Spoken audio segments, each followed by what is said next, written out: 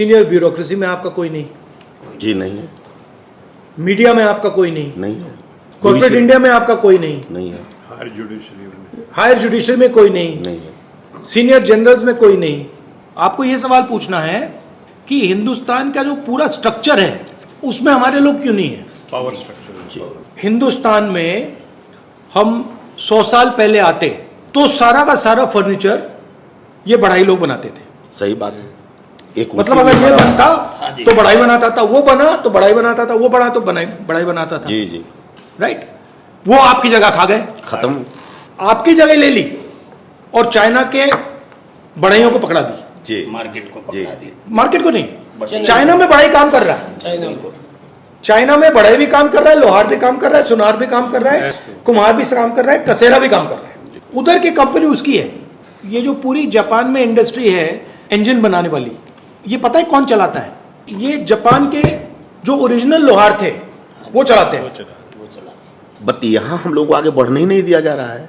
हाँ, तो मेरा सिर्फ ये कहने का मतलब है, ये जो आप लड़ाई लड़ रहे हो ये बहुत जरूरी लड़ाई है, मगर ये 1990 की लड़ाई है। आप सोचोगे यार हमारे 5 लोग विधानसभा में आ गए तो हमारा काम हो जाएगा।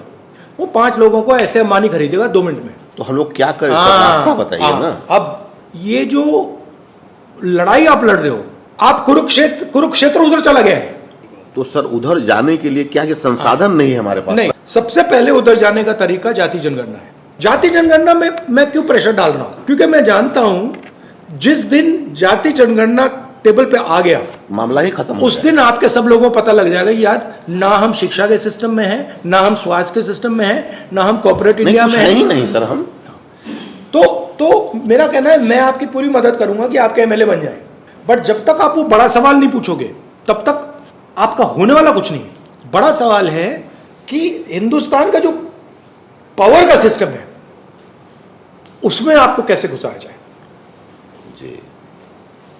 और इससे उसमें नहीं घुस रहे हो, इससे नहीं घुस पाओगे। आपकी हिस्ट्री है, आपका कल्चर है, आपका जीने का तरीका है। सबसे पहले आपको अपनी जो हिस्ट्री है उसमें कॉन्फिडेंस लानी पड़ेगी।